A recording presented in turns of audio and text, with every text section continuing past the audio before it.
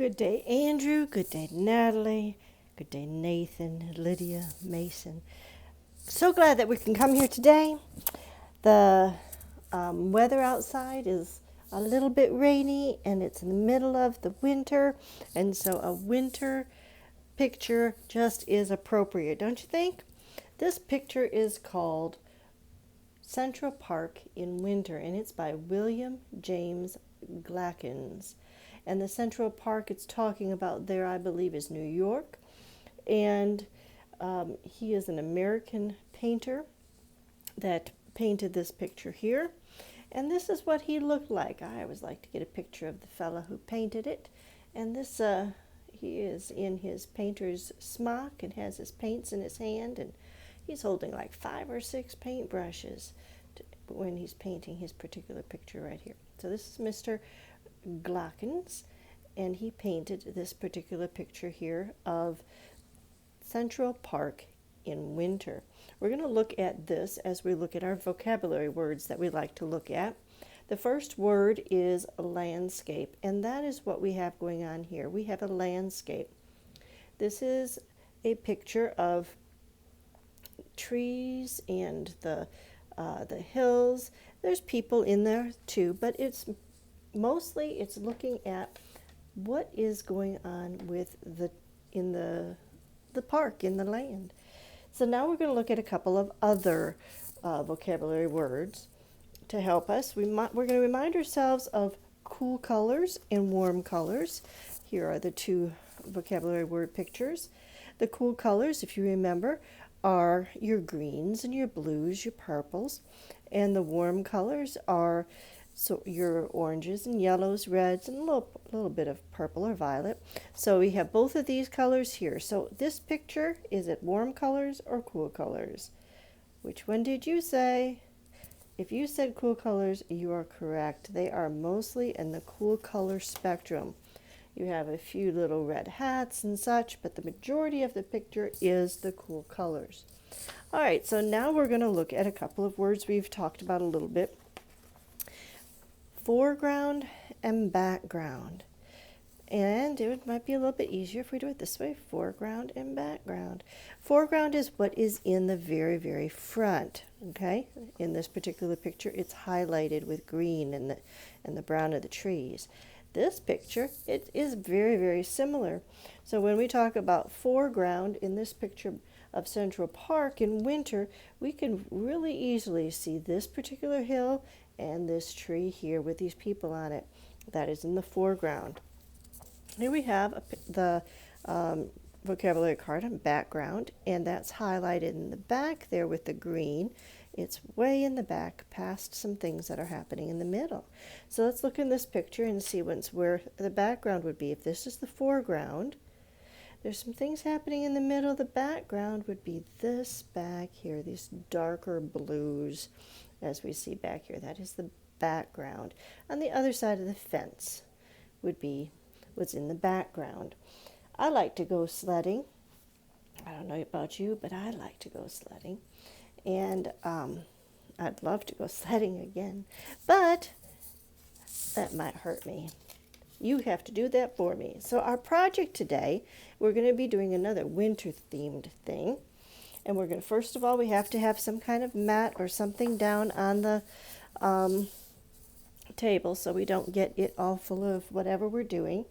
And what we're going to do today, let me show you, and we're going to talk about it in a minute, and then we'll put it together, is we're doing this snowman here.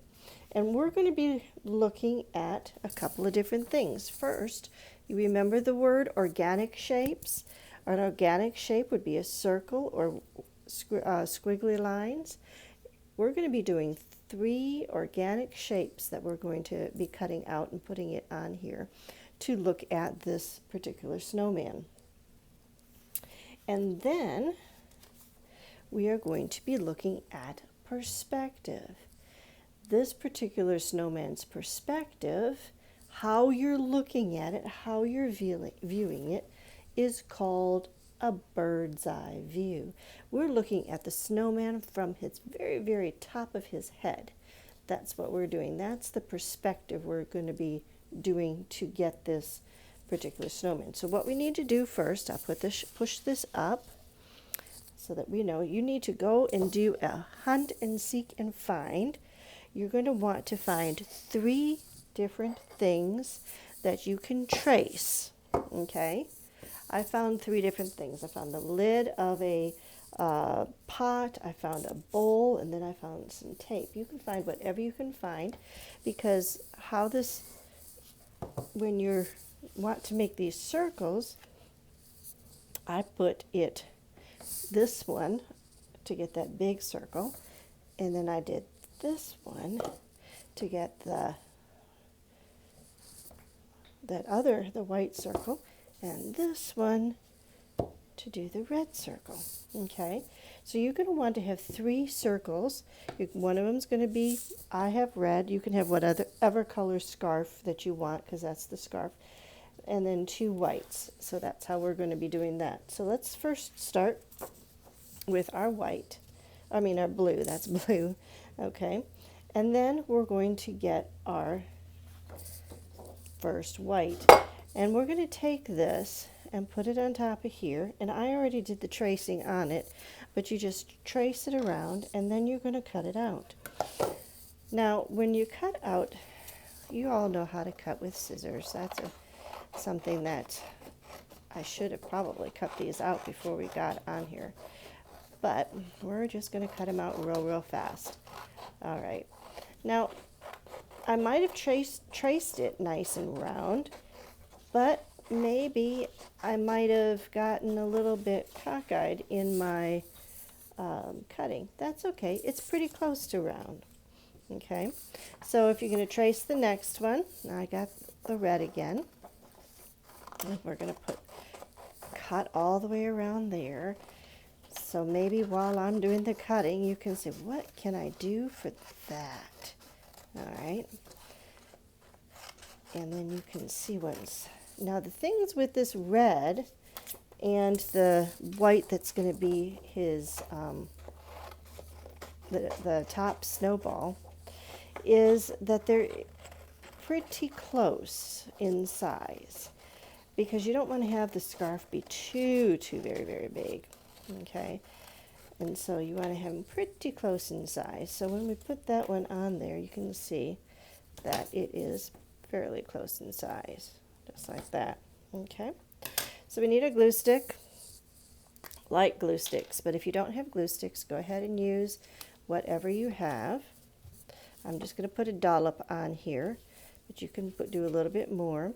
Remember, I told you that when you are doing your gluing, you're not painting with the glue, you are just putting up enough on to keep it on there. I can give you a little bit of what I mean here. Just a little bit. I didn't have to put too very much. And there is our scarf right there.